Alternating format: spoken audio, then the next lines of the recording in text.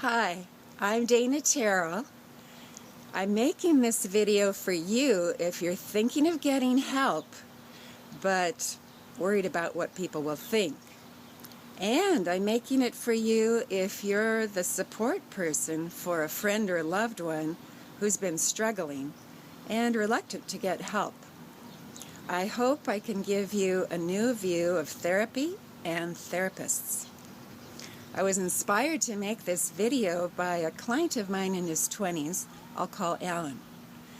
He complained that he's not able to tell his friends how much he's gaining from his EMDR therapy because they have all this stigma about therapy.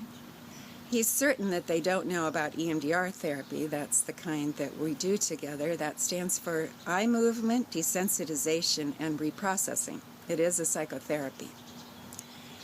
And he's not comfortable informing them about EMDR because they are just too negative, every single one of them. So he gave me permission to share with you and in ways that would help others. Alan explained and helped me understand why they're so negative. There's a stereotype in the media of the Freudian type PhD, senior authority figure who has more age, knowledge, wealth, and power, who can be a bit intimidating. They seem rather aloof. And then they might tend to make a diagnosis very quickly and not even worry about whether they're wrong or not. Well, I'd like to look at that stereotype with the goal of understanding the person behind it. I am a therapist, and I do know that therapists are human. You know that too. We also have our own stresses and traumas, and that might be what has motivated us to go into the field to help others. Our traumas might have been major, or they might have been what might be called small t traumas. Either kind can actually be pretty distressing to a person. And EMDR therapists have learned to get EMDR for themselves. So that gives them humility when it comes to problems and deep sympathy for others in their suffering. So let's look at that aspect of diagnosis. Let's check out that stereotype. Well, occasionally there's some truth to the stereotype, and if anybody finds they're with a therapist who behaves that way, they don't need to stay with them. They can say, "Excuse me, I'm sorry, I don't think this is working," or might discuss it a little bit before that and see if that's really the attitude of the person. Usually you might find it's not. But I do want to let you know that EMDR therapists take diagnosis with a little different approach. Yes, we do believe there's importance in determining a diagnosis because it does lead to a treatment plan. But we're also extremely interested in just the factual issue of what happened in your life.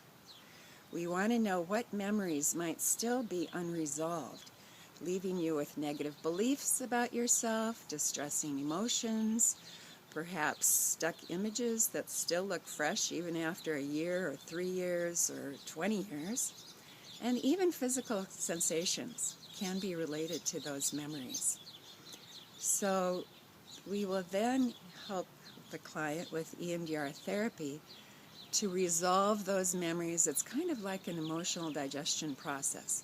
And when that happens, these undigested memories, we call them maladaptively stored memories in maladaptive memory networks, connect with the healthy adaptive memory networks in your brain.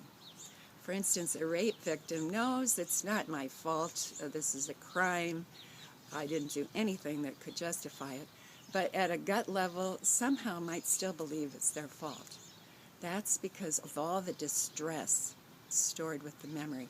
Once that's over, they just declare, well, of course, it had nothing to do with me. I couldn't do anything that caused that. They totally know, completely, with conviction, that it's not their fault. So that's getting the what Francine Shapiro calls the adaptive information processing part of the brain engaged, so that now that memory is stored adaptively, positively. So she coined that term, the Adaptive Information Processing System, or AIP. So when it comes to EMDR therapy, the star of the show is not the therapist, it's your AIP system.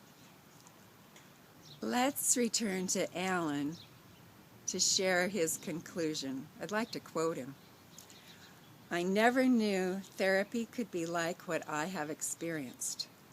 It was completely not what I had imagined, based on other people's opinions and the media. So, I challenge you to see for yourself what it's like to get your AIP engaged. This will most of all free you from stereotypes about yourself. I recommend that you find an EMDR International Association certified EMDR therapist. It has been proven that those who maintain the highest fidelity to the fully researched 8-phase EMDR protocol have the best results, and you deserve that. To learn more about EMDR therapy and certified EMDR therapists, please visit comprehensivetherapyapproach.com. If you can't find a therapist near you there, please go to the emdria.org